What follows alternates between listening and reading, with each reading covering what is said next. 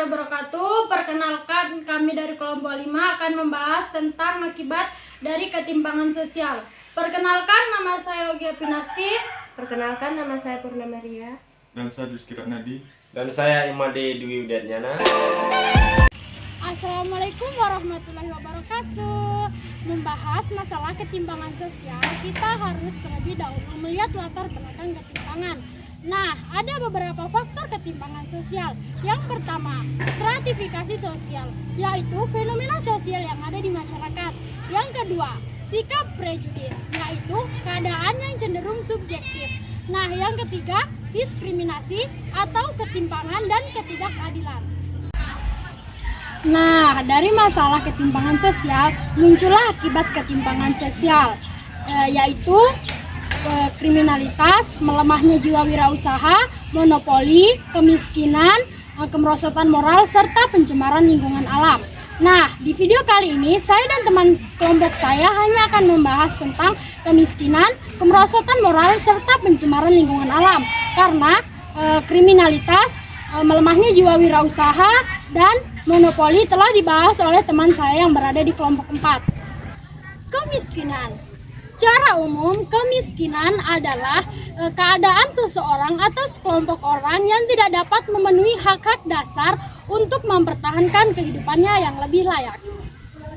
Ciri-ciri kemiskinan.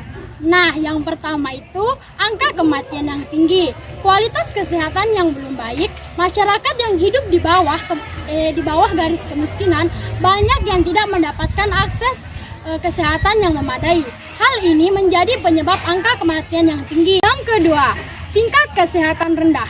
Kekurangan gizi bagi masyarakat miskin tentu jadi momok yang menakutkan, sebab berhubungan langsung dengan kesehatan. Contohnya ibu hamil dan balita.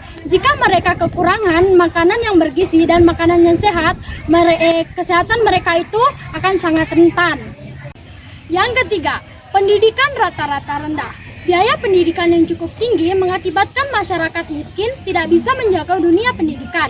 Jika mereka kekurangan pendidikan, maka tidak akan bisa bersaing dan tidak akan bisa bangkit dari keterpurukan. Yang keempat, sikap yang sulit menerima perubahan.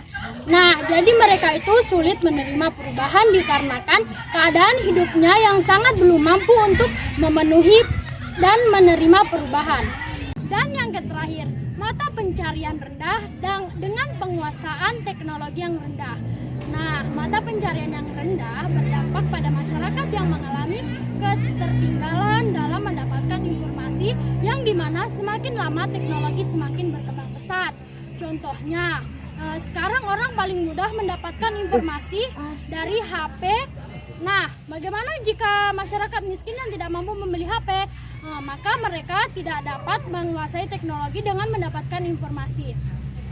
Oke kawan-kawan, di sini saya akan melanjutkan materi dari teman saya, yaitu kemiskinan. Kemiskinan terbagi atas dua bentuk, yaitu kemiskinan yang bersifat kultural. Kemiskinan yang bersifat kultural atau alamiah adalah kemiskinan yang terjadi karena individu itu sendiri.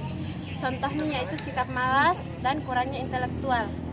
Kemiskinan yang bersifat struktural adalah kemiskinan yang dialami oleh suatu golongan masyarakat karena suatu struktur sosial yang tidak dapat menggunakan sumber-sumber pendapatan yang sebenarnya tersedia bagi mereka.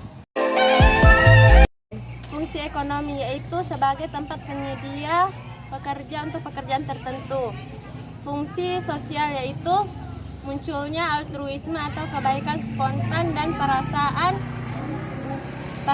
sebagai sumber imajinasi bagi orang-orang kaya.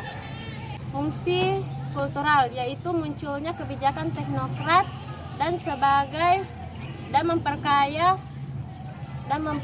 budaya saling mengayomi antar manusia. Fungsi politik yaitu sebagai kelompok gelisah atau masyarakat marginal. Yang kedua, kemerosotan moral. Kemerosotan moral muncul sebagai akibat ketimpangan sosial yang tidak hanya dilakukan oleh kelompok yang kurang mampu, tapi juga kelompok yang terpenuhi kebutuhannya. Hal ini dipicu dari individualistis dan materialistis. Yang ketiga, pencemaran lingkungan alam. Pencemaran lingkungan alam adalah kerusaknya tata lingkungan yang disebabkan oleh manusia atau alam. Kerusakan lingkungan yang disebabkan oleh manusia sangatlah susah untuk didaur ulang Sedangkan kerusakan alam yang dilakukan oleh alam itu sendiri dan bisa diperbarui oleh alam itu sendiri. Sekian pemaparan dari kelompok kami, kurang dan lebihnya mohon dimaafkan dan sekian, terima kasih.